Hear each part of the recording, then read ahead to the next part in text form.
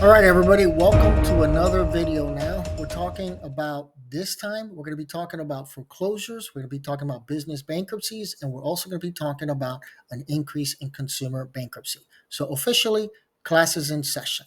So, I'm going to start here with a quick chart for you to put things in perspective. Business bankruptcies are up 72%, right? But that ties into commercial foreclosures. Commercial foreclosures are up 97%. Why? I keep talking about this in my blog posts and I continue to blame the coronavirus pandemic and COVID-19. We're beginning to see the effects of that financially in the long run, and you're going to see that in the next screenshot, what I'm going to talk about. But commercial foreclosures, think about it, tied into COVID-19. The reality is more people are working from home now more than ever, and as a result, you have more empty office space. I've even read articles where they're now trying to convert office space into residences. They're trying to convert it into condominiums, apartments, and everything else to kind of fill up that space, right? Mixed use, a term that we're so used to in these days. Now, business bankruptcies, they're up 72%. And again, I think this is the issues of borrowing money during this one time period, especially a lot of the clients that I talk to that own businesses. They're facing these issues now. They've got loans. The loans, they've already dried up. They're not able to get more loans. And now at this point, the business has not recovered financially. And of course, personal bankruptcy is up 16%. This is nationwide. Of course, every state's a little bit different, but if you keep reading the reports from the Federal Reserve, they're up 16%. Now, why is it up 16%? Well, a couple of factors I need you to look into. One, when we're talking about these personal liability issues, and I see a lot with business owners during this time of the coronavirus pandemic, when the SBA was offering these loans, and they offer incredibly low interest rates, something I want to say like 2%. It's kind of ridiculous how much that they charge. And the fact is that these loans are extended for a lengthy period of times. I had to get one during COVID as well to survive. I had my office up and running, and the bills keep coming in, but we're shut down. Everyone was shut down. No one had money to hire a lawyer. And so like everyone else, I got an SBA loan. But here's the catch.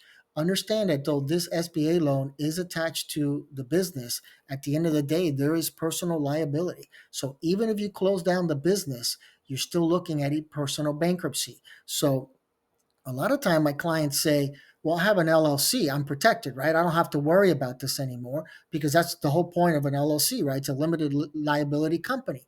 The answer is no.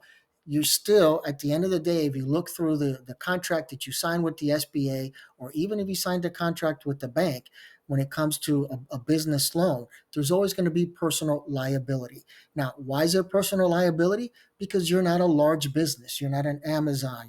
You're not a what's the other large company, Starbucks, all these what they're called corporate C companies that are publicly traded. Even they could be personally liable if they choose a debt that's for the business. But at the end of the day, it's the small businesses like you and I that face personal liabilities when it comes to these issues. So the problem where I keep saying is that we're having this uptick in bankruptcies is because simply the statute of limitations.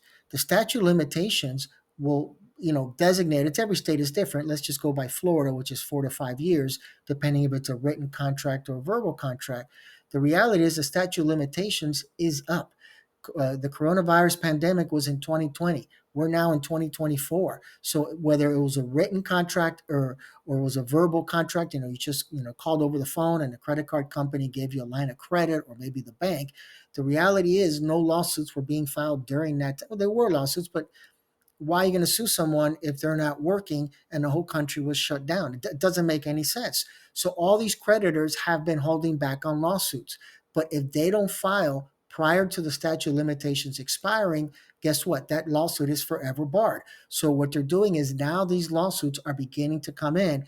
And as a result, you're going to have a 16% increase when it comes to personal bankruptcies. That's why credit cards are also at an all-time high. But business bankruptcies for Chapter 11 are up 72%. So I think I tie all those in together, and I think we're beginning to see the effects, let's call it the financial hangover of what happened during those difficult times during COVID.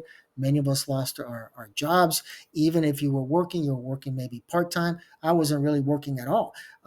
Luckily, the loans got me through and some savings, and I was able to push forward. And I was also teaching. So all this helped me.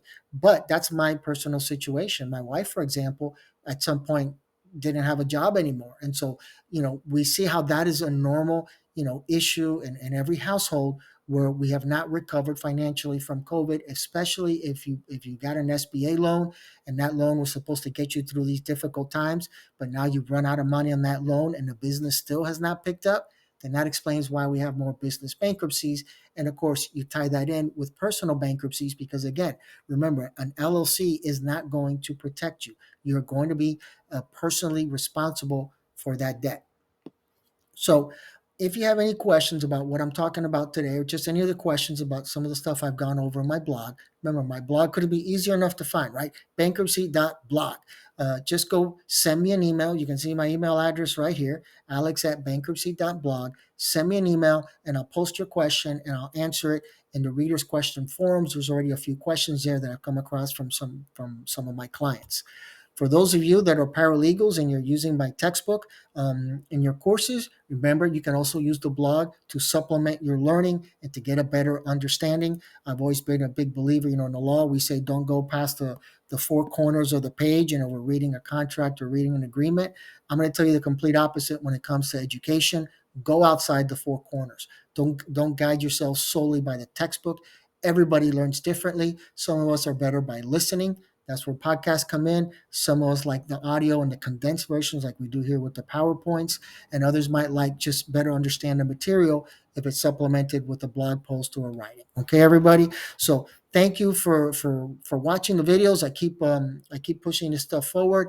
I've got blogs that keep coming, and the podcast are just another form of trying to get this message out there, so all of you can be prepared and do the best financially. This is all about. This is about making the best financial decisions. So when you get old and gray haired like me, right, we can have a couple of dollars saved and devote more time to playing golf and hanging out with the grandkids. All right. So take care, everybody. Reach out to me if you got any questions and keep watching the blog. As I keep pumping out new blogs and new issues. Tomorrow, I'm probably going to write another blog regarding personal loans.